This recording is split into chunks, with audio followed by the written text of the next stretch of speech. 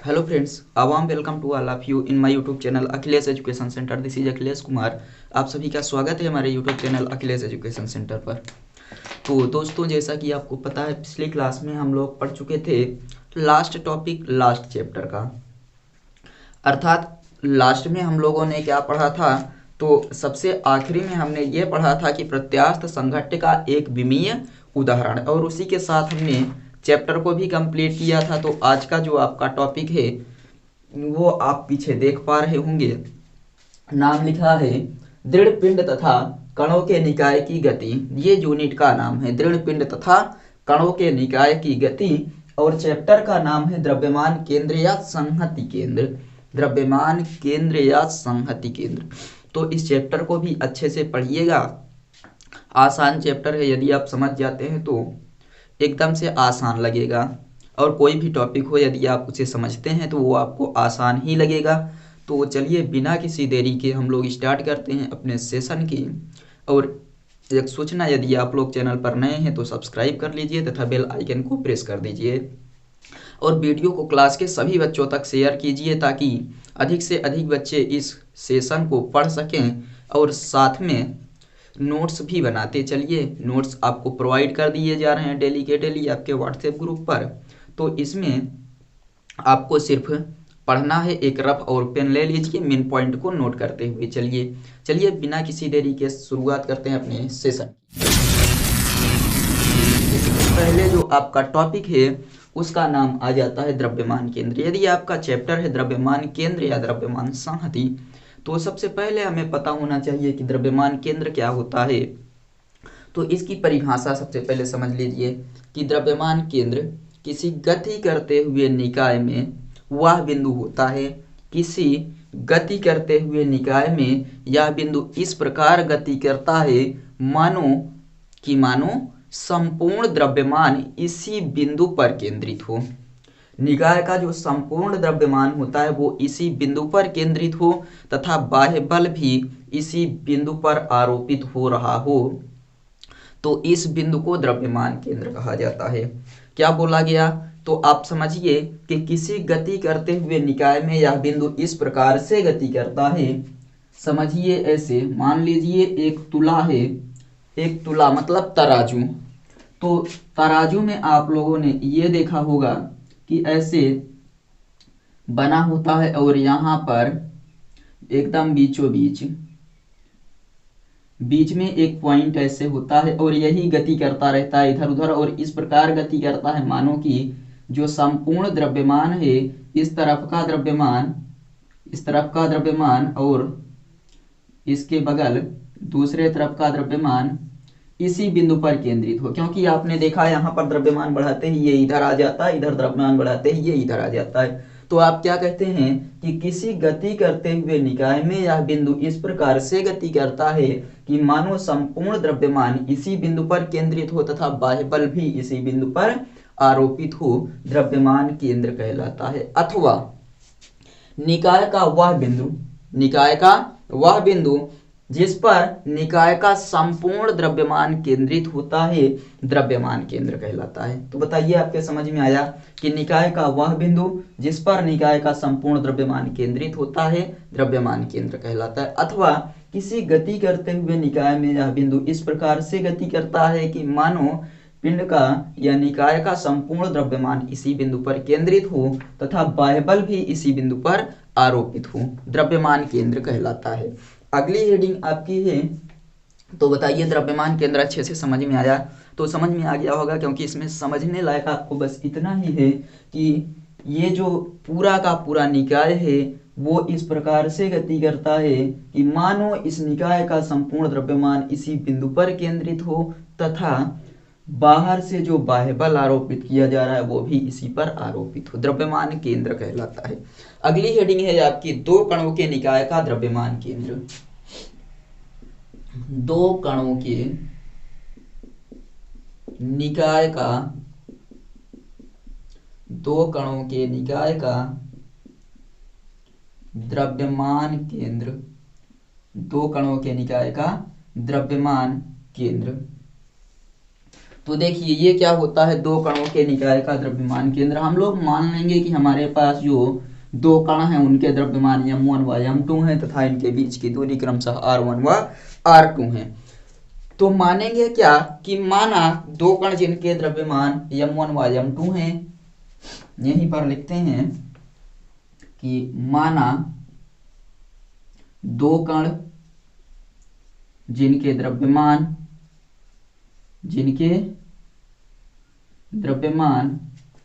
m1 व m2 हैं,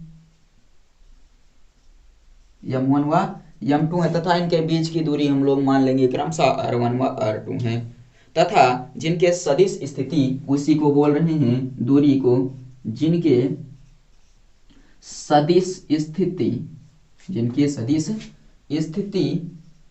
क्रमशः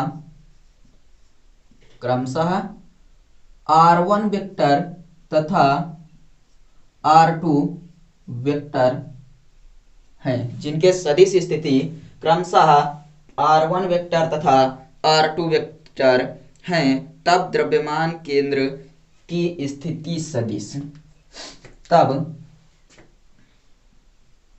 द्रव्यमान केंद्र की स्थिति सदिश या सदिश स्थिति भी आप कह सकते हैं। तो देखिए इसको एक बार समझ लीजिए क्या होता है। आपने क्या कहा कि दो द्रव्यमान क्रमशः m1 व m2 हैं, तो इनके दो अक्ष हम लोग मान लेते हैं कि ये आपका x अक्ष है, ये y अक्ष है, और यहीं पर कहीं m1 और m2 हैं जिनके बीच के सदिश क्रमशः r1 व r2 हैं। तो चलिए ये आपका हो गया m1, ये आपका हो गया m2, और तो ये आपका m1, ये m2, और ये r1 और ये आपका r2, और इनके सदिश कहीं बीच में होंगे द्रव्यमान केंद्र यहाँ पर। तो मानते हैं ये क्या हो जाएगा, mn और rn वेक्टर, mn और rn वेक्टर, इतना आपको मानना पड़ेगा। तो स्थिति सदिश हम लोग निकालते हैं, तो यहाँ क्या करेंगे, हमें यही निकालना होगा द्रव्यमान केंद्र। तो mn rn वेक्टर हमें निकालना है, तो rcm हम बोल सकते हैं इसे, rcm कोई बिंदु यहाँ मान लेते हैं। चलिए ये बिंदु यदि c है तो rcm, c पर हमें m फाइंड करना है, a b और ये बीच वाला आपका c है, तो c पर हमें m फाइंड करना है। तो हम कैसे करेंगे, देखिए r वेक्टर cm बराबर m1 r1 vector plus m2 r2 vector upon m1 plus m2। सब कुछ याद रखिएगा कि m1 r1 vector plus m2 r2 vector upon m1 plus m2, इसका इधर मल्टीप्लाई कर देंगे तो r vector cm into m1 plus m2 बराबर m1 r1 vector plus m2 r2 vector. ये पूरा पॉइंट आपको इतना ही समझना है और इसके बाद लिख देना है। इसके बाद इसकी परिभाषा आप यहीं से बना देंगे। देखिए परिभाषा कैसे बनेगी उसको आप समझिए। RCM क्या है, RCM द्रव्यमान केंद्र का की स्थिति सदिश और दोनों द्रव्यमान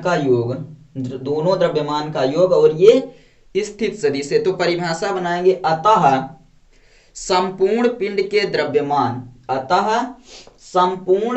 के द्रव्यमान यानी कि m1 और m2 तथा द्रव्यमान केंद्र के स्थित सदिश का गुणनफल, संपूर्ण केंद्र के द्रव्यमान तथा द्रव्यमान केंद्र की स्थिति सदिश, द्रव्यमान केंद्र के स्थिति सदिश का गुणनफल संपूर्ण केंद्र का द्रव्यमान संपूर्ण पिंड के द्रव्यमान। देखिए फिर से यहाँ पर हम आपको लिख रहे हैं, अच्छे से समझिएगा क्या कह रहा है। अतः संपूर्ण पिंड के द्रव्यमान, अतः संपूर्ण पिंड के द्रव्यमान, इसके अंतर्गत क्या क्या आ जाएगा, m1 और m2 तथा द्रव्यमान केंद्र के स्थित सदिश तथा द्रव्यमान केंद्र के स्थिति सदिश का गुणनफल, स्थिति सदिश का गुणनफल, स्थिति सदिश का गुणनफल, द्रव्यमान तथा उसके द्रव्यमान केंद्र की स्थिति सदिश का गुणनफल दोनों पिंडों के द्रव्यमान, दोनों पिंडों के द्रव्यमान, दोनों पिंडों के द्रव्यमान, दोनों पिंडों के द्रव्यमान तथा उनकी निजी सदिशों के गुणनफल, ऐसे लिख सकते हैं, द्रव्यमानों तथा उनके निजी सदिशों के गुणनफल,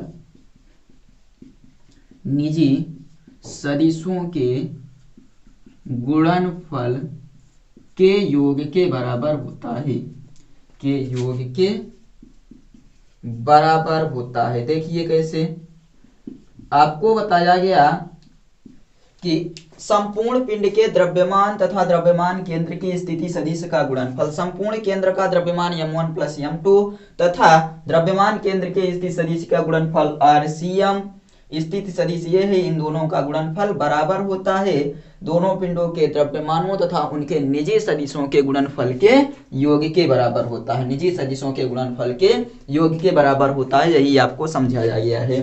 तो आपको ये समझना है कि संपूर्ण पिंड के द्रव्यमान तथा द्रव्यमान केंद्र की स्थिति सदिश का गुणनफल दोनों पिंडों के द्रव्यमानों तथा उनके निजी सदिशों के गुणनफलों के योग के बराबर होता है। तो ये आपका है दो कणों के निकाय का द्रव्यमान केंद्र। अब आगे इसको जल्दी से एक बार नोट कर लीजिए, तो इसके आगे बताते हैं, नोट करिए जल्दी से। अब n पिंडों के कारण हम लोग पढ़ लेते हैं। तो चलिए आगे हम लोग देखते हैं n कणों के निकाय का द्रव्यमान केंद्र कहाँ पर होता है।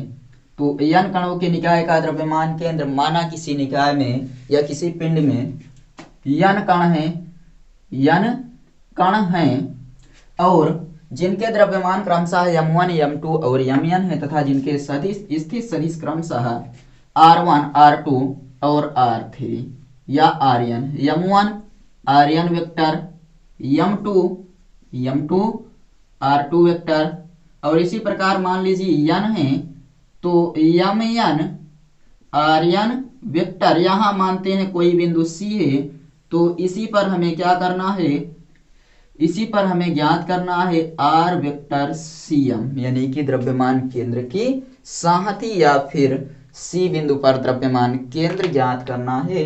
तो द्रव्यमान केंद्र की स्थिति सदिश RCM बराबर हो जाएगा आपका m1 r1 vector plus m2 r2 vector plus dash dash करके mn और rn वेक्टर, ये rn वेक्टर ऊपर लगेगा इसके, अपान m1 plus m2 plus dash dash mn। इतना आपके समझ में आया। RCM वेक्टर बराबर m1 r1 vector plus m2 r2 vector plus dash dash mn rn vector, और साथ ही साथ नीचे m1 plus m2 plus dash dash mn। यदि संपूर्ण पिंड का द्रव्यमान, यानी कि यदि पिंड का कुल द्रव्यमान m हो, तो इसको आप ऐसे कर सकते हैं, यदि अब आप मान लीजिए कि यदि संपूर्ण पिंड का द्रव्यमान m हो, तो यदि संपूर्ण पिंड का द्रव्यमान, संपूर्ण पिंड का द्रव्यमान m हो, तो आप क्या लिखेंगे, r वेक्टर CM बराबर m1 r1 vector plus m2 r2 vector plus dash dash mn rn vector upon संपूर्ण पिंड का द्रव्यमान कैपिटल M, इधर गुणा कर देंगे तो r वेक्टर CM या m into r vector CM बराबर m1 r1 vector plus m2 r2 vector plus dash dash mn rn vector. इधर इसका क्या करेंगे, बटे के रूप में इसको लिख सकते हैं, तो ऐसे भी लिख सकते हैं कि r वेक्टर CM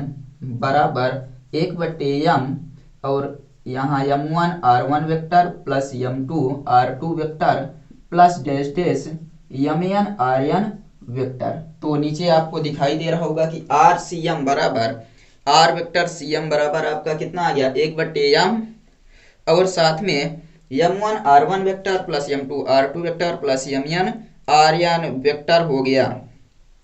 और हम लोग इसको लिख सकते हैं, लास्ट में आपको नीचे दिख रहा होगा, तो चलिए इधर हम लोग देख सकते हैं कि हम लोग इसे लिख सकते हैं r वेक्टर cm बराबर 1/m और सिग्मा i बराबर 1 से लेकर कहाँ तक, n तक, यानी कि n का मान कितना है, इनफाइनाइट तक, n तक जा सकते हैं। i बराबर 1 से लेकर कहाँ तक गए हैं, तो n तक। तो i बराबर 1 से लेकर n तक जाते हैं और साथ में आपका क्या है, तो साथ में जो आपका दिया गया है miri वेक्टर, miri वेक्टर, ये आप लिख सकते हैं। योग इसको कहते हैं, सिग्मा को कहते हैं योग। तो आप ऐसे बनाइएगा कि mi बराबर 1 से लेकर n तक, क्योंकि देखिए 1 1 2 2 और n आप डायरेक्ट रख दिए हैं n तक, तो यहाँ i और i का मान है 1 से लेकर n तक, 1 से लेकर n तक। तो इसको आप नोट कर लीजिए और बताइए अच्छे से समझ में आया कि नहीं। तो सबसे पहले आपको वही लिखना है, उसके बाद संपूर्ण द्रव्यमान को m मान लेना है, गुणा करके बट्टे के रूप में लाना है और लास्ट में आपको यही लिख देना है कि 1 1 2 2 इसको i बराबर 1 से लेकर n तक जाते हैं, 1 से लेकर n तक लिखा गया, तो i का मान न्यूनतम 1 है और उच्चतम n है और miri नोट कर लीजिए। तो द्रव्यमान केंद्र के कार्तीय घटक पर चर्चा करते हैं, नोट कर लीजिए। तो चलिए अब हम लोग चर्चा करते हैं द्रव्यमान केंद्र के कार्तीय घटक पर। तो 3 घटक होते हैं x y z, तीनों घटकों पर विस्तृत चर्चा करेंगे। तो सबसे पहले x घटक के बारे में चर्चा करते हैं। तो x घटक को हम लोग क्या लिखेंगे, x cm बराबर m1 x1 m2 x2 m3 x3 dash dash mn xn। तो x cm बराबर m1 x1 plus m2 x2 plus dash dash mn xn अपान m1 plus m2 plus dash dash mn। इतना आपके समझ में आया, जैसे आपने अभी निकाला था n कणों के निकाय के कारण। तो यहाँ पर भी हम लोग मान लें कि यदि संपूर्ण द्रव्यमान कैपिटल M हो, यदि संपूर्ण द्रव्यमान कैपिटल M हो, तो यहाँ हम लिखेंगे x cm बराबर m1 x1 plus m2 x2 plus dash dash mn xn अपान कैपिटल M। इसको कॉमन ले लेंगे तो x cm बराबर 1/m और बचेगा आपका m1 x1 plus m2 x2 plus dash dash mn xn। इसको भी हम लोग लिख सकते हैं डायरेक्ट योग के रूप में। तो ये योग के रूप में लिखने के लिए क्या करेंगे बताइए, यहाँ हम लिखेंगे x cm बराबर 1/m सिग्मा i बराबर 1 से लेकर कहाँ तक है, n तक, और mi xi, ये आपका हो जाएगा पूरा का पूरा मान। तो x cm x घटक आ गया, x घटक कितना आ गया, x cm बराबर 1/m इंटू सिग्मा i बराबर 1 से लेकर n तक और mi xi। यहाँ देखिए i का मान n तक है, इसलिए हमने क्या लिखा है n। अब y घटक के लिए चर्चा करते हैं। तो y घटक के लिए क्या लिखेंगे बताइए, y cm लिखेंगे। y cm बराबर m1 y1 plus m2 y2 plus dash dash mn yn अपान m1 plus m2 plus dash dash mn। यहाँ पर भी मानेंगे यदि पिंड का संपूर्ण द्रव्यमान कितना हो, यदि संपूर्ण द्रव्यमान कैपिटल M हो तो चलिए एक लाइन अभी और नीचे लिख देते हैं। बन जाएगा आपका y cm बराबर m1 y1 plus m2 y2 plus dash dash mn yn अपान कैपिटल M पूरा का पूरा।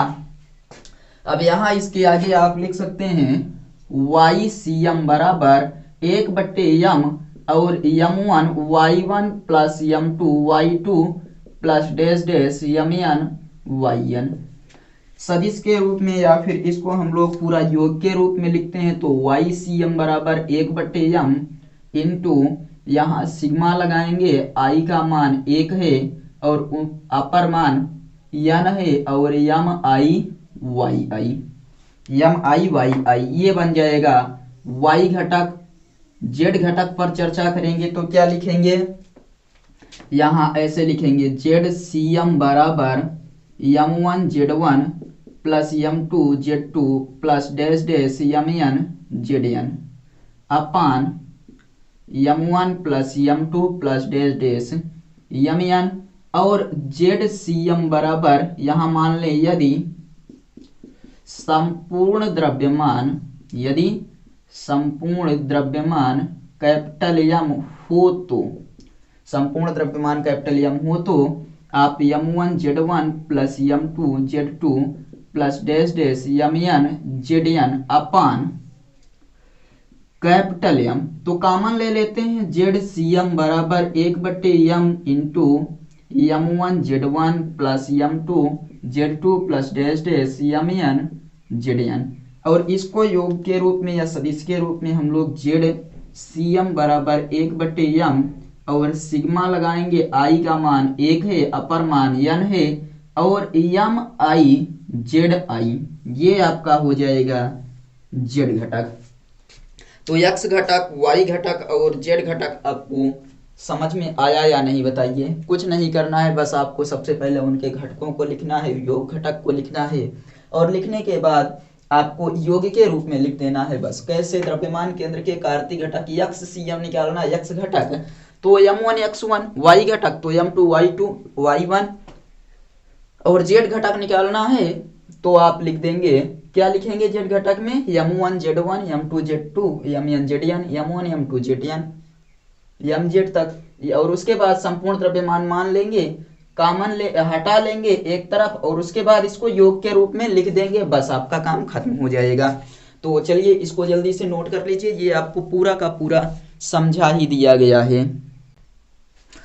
तो आपको अच्छे से समझ में आया होगा कि x घटक और y घटक कैसे निकालना है और z घटक की भी चर्चा कैसे करना है। द्रव्यमान केंद्र क्या होता है बताइए। तो किसी गति करते हुए पिंड में यह बिंदु इस प्रकार होता है कि मानो उस पिंड का जो संपूर्ण द्रव्यमान है उसी बिंदु पर केंद्रित हो, अथवा निकाय का वह बिंदु जिस पर पिंड का या फिर निकाय का संपूर्ण द्रव्यमान केंद्रित होता है द्रव्यमान केंद्र कहलाता है। आगे आपको इसका उदाहरण तुला दिया गया, भौतिक तुला। दूसरा, दो पिंडों के कारण या दो पिंडों के निकाय के कारण द्रव्यमान केंद्र आपने क्या निकाला था, r वेक्टर cm बराबर m1 r1 vector plus m2 r2 vector upon m1 plus m2। आगे n पिंडों के निकाय के कारण आपको निकालना है तो आपने क्या किया, m1 r1 rcm वेक्टर बराबर m1 r1 vector m2 r2 vector dash dash mn rn vector upon m1 plus m2 plus dash dash mn।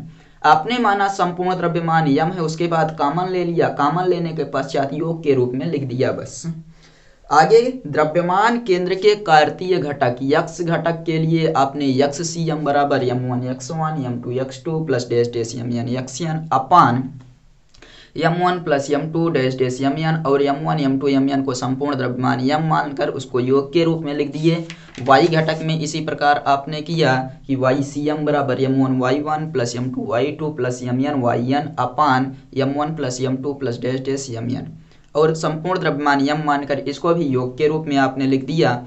और इसके बाद आपने क्या पढ़ा कि z घटक XZ या फिर ZCM बराबर m1 z1 m2 z2 और mn zn अपान m1 plus m2 plus mn और इसको भी आपने क्या किया, संपूर्ण द्रव्यमान को m मानकर इसको भी योग के रूप में लिख दिया बस। अब आगे हम लोग पढ़ेंगे द्रव्यमान केंद्र तथा संवेग, तो इसकी चर्चा अगले वीडियो में करेंगे। वीडियो लंबा हो जाता है तो आप लोग देखते नहीं हैं।